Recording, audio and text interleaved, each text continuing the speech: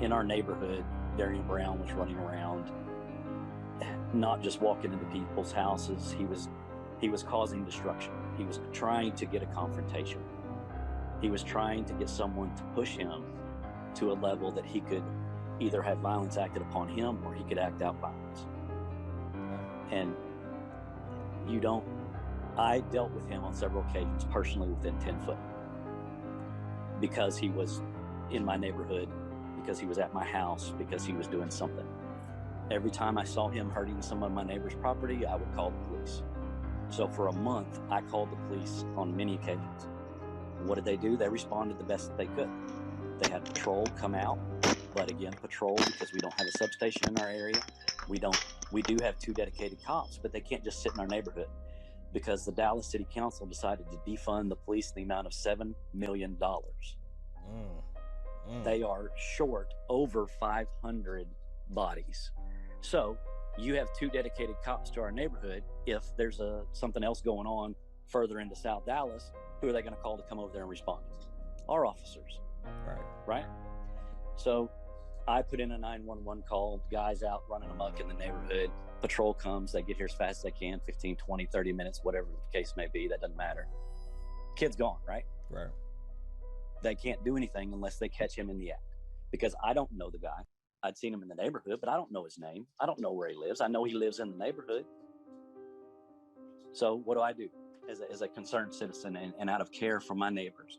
I posted all over the next door.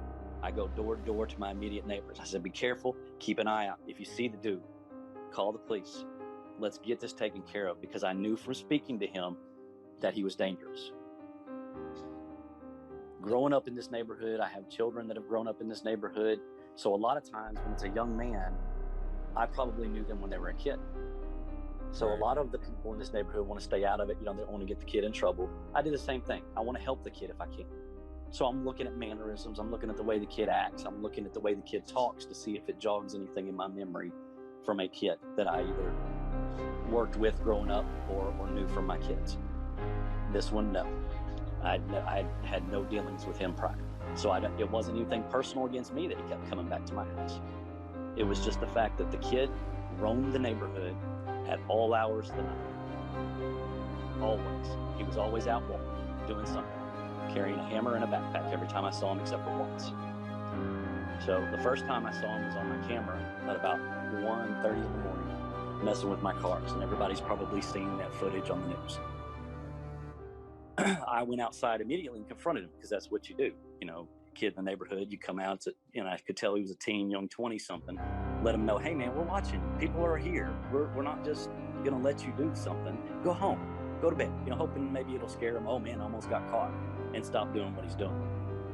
But this kid, he kept mumbling, and I'm not saying this to bring race into it. I'm saying it to say the words that he said. He said that I better get my white ass back in the house, and a few other words, basically just saying he was going to come back and continue to do harm if I didn't leave him alone. So I wasn't worried, at that point, my plan was to follow him so I could see where he went home, go back, talk to his parents in the morning, try to see what I could do to help. But he was going into the shadows, and he had on a hoodie, and my camera is night vision camera. So when you look at that video, you'll see him. It looks like he has a white top on. It's not, it was black, but it was made out of a reflective material, so the night camera would shine on it. And he had a hammer in his hand, and he put his hands inside his hoodie. And at that point I was like, hey, let's just stand right here and back up a little bit, because this dude is giving a bad vibe. Something's going to happen. So then I called the police. I told him, I said, man, I'm calling the police right now. Called the police. They came out here. It took them about 25 minutes, I think. And meanwhile, I'm hearing him outside breaking stuff at my other neighbor's house. Wow. So I go out in the backyard and I holler at him, dude, go home. And I watch him continue while I'm talking to him, kicking in a fence on my neighbor's fence, and then jumping over the fence, trying to go try the back door. This was on April 19th. I reported it. I reported it to the cops. Cops went over there when they got here. They couldn't find him because he knows the neighborhood. He'd slip in between houses. As soon as the cop lights, you can see him. He's off.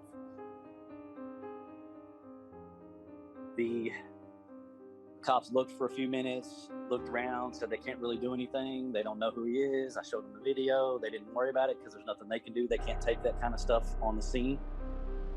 Detective would be in touch with me later.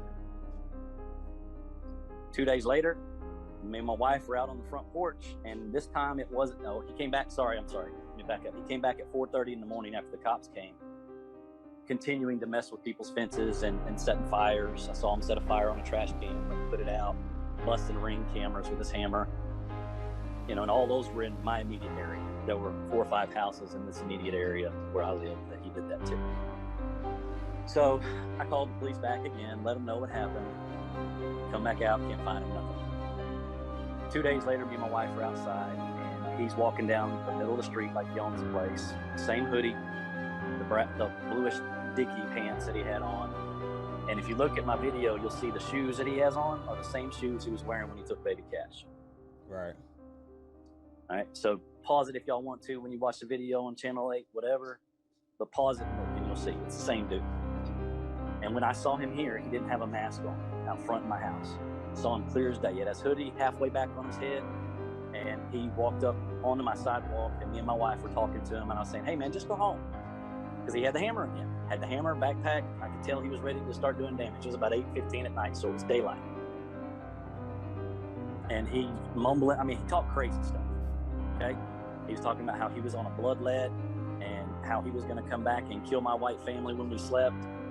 But when I hear people saying, they had 4 pit bulls in the house. I don't know how many dogs they had in the house. I don't know if they had any dogs in the house. I don't know those folks. All I know is that the kids were on one side of the room and they're on the other side of the house. And this guy, I watched go through an entire neighborhood without waking anybody up, destroying stuff. So if he can break somebody's Ring camera, if he can jump in their backyard and try their door and kick their fence in and nobody wakes up, what makes you think he couldn't go into a garage door that wasn't locked and then pry open a door? And I'm glad that you brought that up, because that is a big speculation point of how was he able to get in this house and nobody wakes up. But you're letting us know, like, he's pretty much a professional at doing this, like a stealth criminal. Like, he's a professional. You see in my video, he walks up nonchalant to the cars, tries the handles, didn't even make the alarms go off. You know, he knew not to pull the handle all the way, just enough to see if it was unlocked. He had the hammer. He was looking in the truck to see if there was anything in there of value. And then I guarantee if there would have been, he probably would have broke the window. But, you know, it's just, he didn't go break a Ring camera with the hammer and then stand there. You know, he knew, break, run, go. He had forethought. There was he breaking? And that's something we thought about as a family. Is he doing this so that somebody can come again later? Is he part of a group? You know, because he's breaking the cameras first, and then they're going to come back behind him and do something. We didn't know, because hindsight's 20/20, right? Right. But we were afraid. I spent a month on edge, staying up all hours of the night, but still going to work the next day and taking care of business because I had to protect my family. I had come to the terms that I might have to kill a gentleman to protect my family. And that's not an easy thing to come to terms with. He was going to come through our bedroom window while we slept and kill my whole white family. So, again, I don't want to put it as a racial problem, because I don't think it was that. I think it was opportunity, okay? I think he was just talking. I don't want people to think or mishear what I'm saying, because the point of it was that I could tell this guy was looking to hurt someone. And in the event that he was doing that, someone was probably going to end up hurting him as well. So I was concerned for both parties, whoever might be drawn to lose their temper. Because, man, if it would have happened 20 years ago, I'd have kneecapped him in my driveway and nothing that would have happened.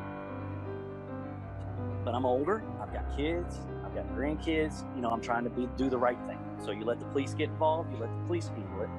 So, because I don't want to go to jail over some kid. You know? So I called the police immediately. My wife called the police on my phone while I'm still talking with them in my front yard, letting them know, hey man, seriously, don't bring it to this point. Don't let it get to where somebody hurts you or you have to hurt somebody else. Get this taken care of. My wife calls the police come out, it's a big deal, there's helicopters out and everything. That's April 21st. Okay? There's a case on file for a terroristic threat against my family on that date and time.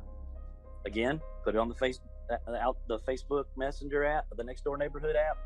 Told everybody, be careful, be alert, be aware. Call the police as soon as you see this dude. Does anybody know him? Somebody in this neighborhood has to know who this guy is. Nobody. Silence. So when I hear the interviews with his mama saying he wouldn't hurt a fly and that he's a good dude and he was home all weekend, I'm sorry, but that's not the same kid I know. Right. Not the same kid I know at all. And then I think back to the other times I had confrontations with him, even on the Friday before Baby Cat, this happened to Baby Cash. We were going in my truck going down the front road. I'm trying to make sure I don't say the name of the road or anything and give it away. But okay. He was walking with no shirt, with his pants on, down to his knees, exposing himself to the whole neighborhood. Again, walking down the middle of the street. The cops had told me after the other confrontations that I had with him not to speak to him, to just call, let it be, and that way he won't have any reason to flee. Well, I got a video of him running through my driveway getting away. So he left. That was Friday evening at 6:46 p.m. Cash was taken at 5 a.m. the next morning. Right? Oh my God. So at any point in time, let's take out the kidnapping out of it, because I don't know that gentleman's mindset. I don't know where he was at, why he didn't file charges. That's not for me to extrapolate on or try to guess as to his mindset. Okay. But I would imagine it's because he talked with the mama, he talked with the kid, and they were like, I'm sorry, let's work it out. I would imagine it was something like that, but I don't know. All I know is from my first dealing with him until the actual murder occurred was a month. Pretty close to right at a month.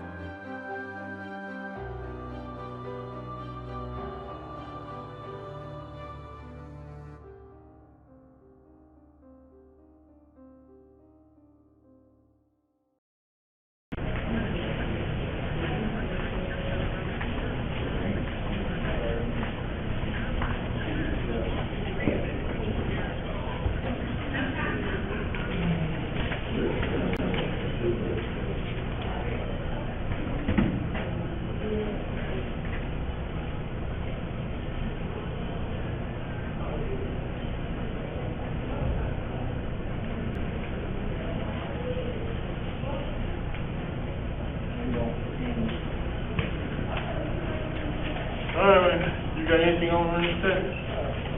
Not a single thing, huh?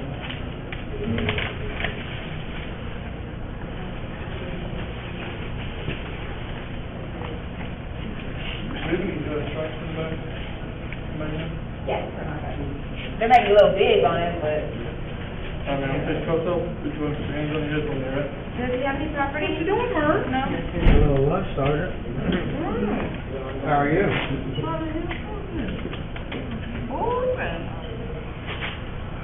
9178. Hands on your head, man.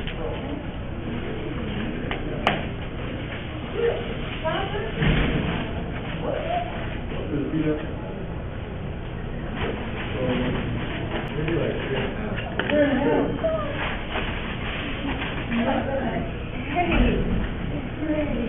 Bring your neck down, up your mouth. Y'all good? Can I take him in the back seat quick? Yes. Turn around and do it.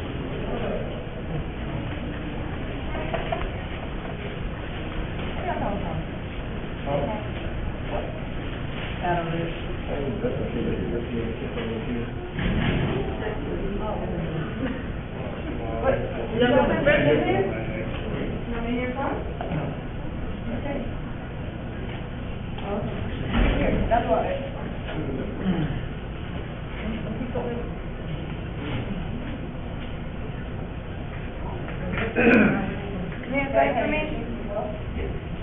You can sign on both these where he's reading his drug tax line and keep on answering his questions. Any history of drug or alcohol? Hey, sorry. That's really Which one's drug yard on? Right. Which drug choice?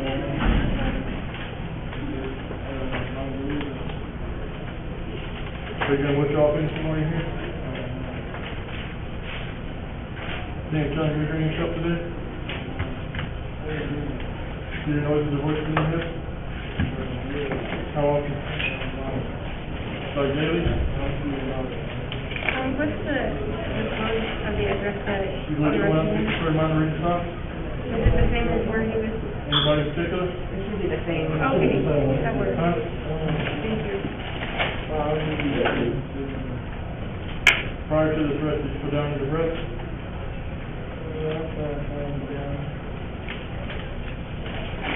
Are you worried someone's gonna hurt you or kill you? None? Any nightmares or flashbacks? Here's Flashbacks? $1, put it in your pocket. You know about leaving your job, your home, your spouse, anything like that, due to being in jail? Step out of You your ever home. see services for emotional mental health? You're gonna sign here. You ever in hospital for mental health? Which hospital? Charlie? Sign here for your property. Did they give you mental health diagnosis? Sign here for your money, that $1. No? You ever told your blood Right hand. facility?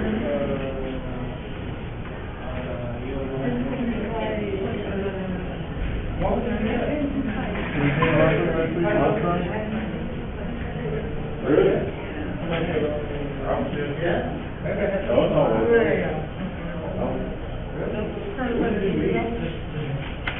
You ever seen the suicide? Put that in your pocket. You ever seen the suicide?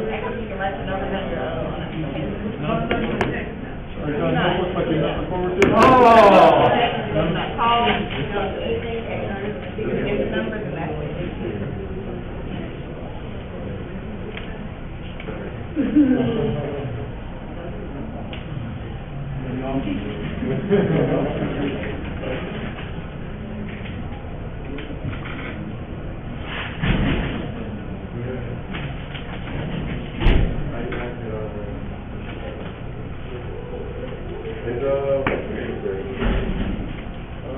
Yeah, for your military experience? No. I got the same address for when you're prior to the arrest? And get a code to school the rest of the month?